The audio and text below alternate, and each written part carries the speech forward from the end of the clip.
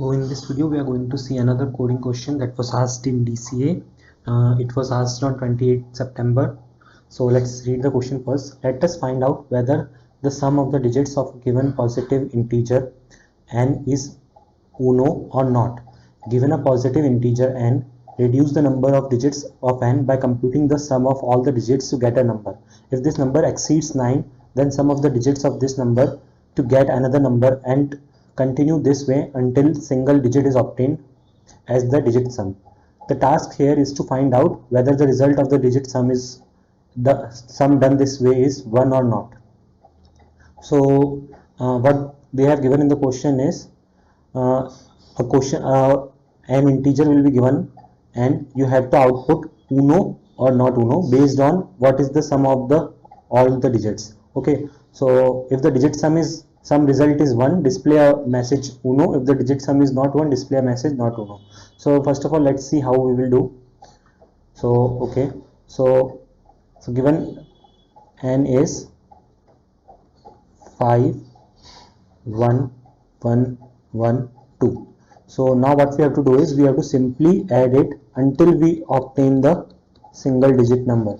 So after adding all of this we will get 10. So since 10 is not a single digit number, what we will do is we will add the digits of 10 also. So then we will get 1, and this and after adding, finally if we get a single digit and if that single digit is 1, what we will do, we will print uno. Similarly, let's take the second example where n is 5 1 1 2 2. Okay, so when we add these numbers, 2 plus 2 which is equals to 11. Okay, so in this case, since this is not a single digit number, we will further add this. So we will get the final answer as 2. Since this is not a since this is a single digit number and this is not a 1, so we will print not uno. So basically when this question was I have seen this question first, I didn't know what this means, uno or uno, what to read it. So when I searched what is meant by uno, so it says that in the card game uno, after the rule to announce, they named the game card uno because after the rule to announce whether the one card is left in one's hand or not, like when the complete game is going to be over, at the end, whether we have only one single card in our hand or not. So how we will see solve this problem? So let's see this. So for that, what we will do basically is we will first of all write a function.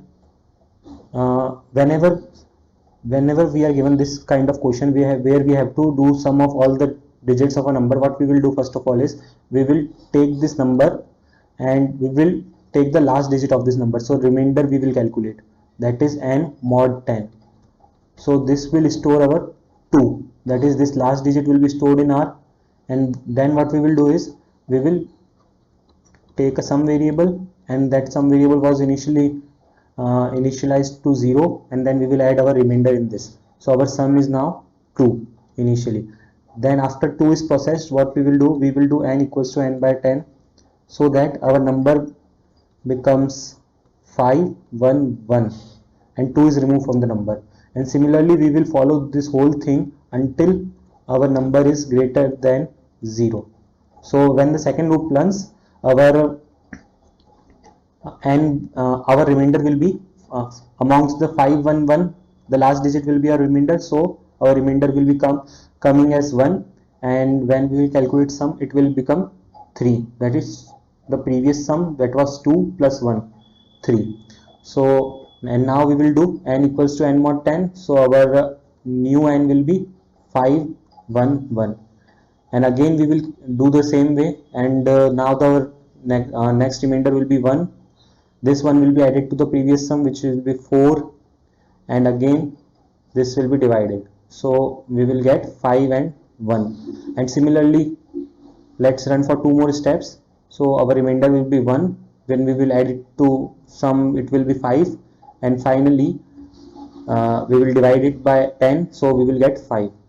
After this is done, our remainder will be 5, we will add this to our sum, it will give us 10, and when we will now divide, we will get the answer as 0. And since our answer is 0, we will come out of this loop and we will return our sum value. So the sum value that we got is 10. So what we will do in main function is we will check that whatever the sum value that we are getting, if it is a greater than 9, or which means that if it is 2-digit number, then we will call this function again, where we will do the same thing, and until when we have to call this thing, until we get a single digit number. And finally, when we get a single digit number, we will we will check it if that single digit number is 1 or 0. If it is 1, we will give uno. If not, we will get not uno. So let's see how to code this. So now let's see how can we code this problem. First of all, an integer n is given to us, and we have to do sum of all the digits of this n. So what we will do is we will create a separate function with name calc, so that we can calculate the sum of digits of all the numbers, and whenever we want to do the same task again, we can simply call that function. So first of all, let's start with writing the calc function. So in calc we will pass n as the argument, because we will be needing n for performing sum. So first of all, we will create a variable r which will store the remainder, and then we will create a sum variable and initialize with 0, and we will run a while loop until n is greater than 10. And what we will do first is we will first of all assign r value as n mod 10, so that remainder will come, and then we will do sum equals to sum, whatever our previous sum was, and we will add the remainder value to that, and then we will update our n value, that is n by 10. Okay, so once this is done, the same thing is going to happen again and again until we get the final sum, or until our n is greater than 0. Sorry, it's not 10, it's 0. So finally, whenever we get the sum, we will return our value, that is sum. So this is done. Now let's write the main function. So in the main function, n is given as 51112, and we will calculate the calc. First of all, what we will do is we will create a variable, any variable with the name. So I am creating a variable with name digit, and we will call the function calc initially by passing n as the argument. And now what we will do, we will check while our n is greater than 9. So in that case, sorry, and not n, if our digit value, whatever the sum that we have got after performing the calc or the sum operation, whatever the answer that we have got, we will check it. If it is greater than 9, that is if it is a double digit number, not a single digit number, then we will again call calc, and this will be done until and unless we will get a single digit number. So what we will do is we will call calc of digit, and also store whatever the answer we will get in the digit variable. So in this way, this will be called again and again until we get a single digit number.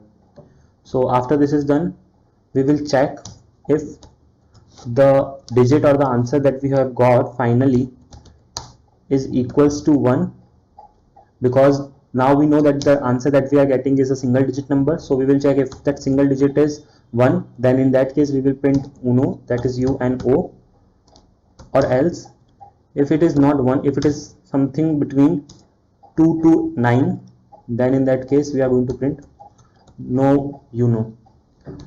So after this is done, we will get our output.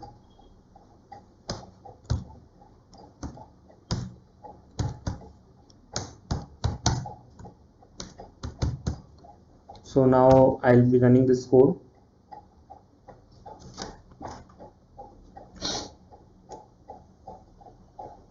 So as you can see that the answer is UNO. Now I will check for another output, which is 51122. So in this case, we know that the sum will be initially 11, and then when we will calculate for 11, the sum will be 2. So at last our output will not, our answer will not be 1. So in that case, we have to print not uno. So you can see that we have got the answer as not uno.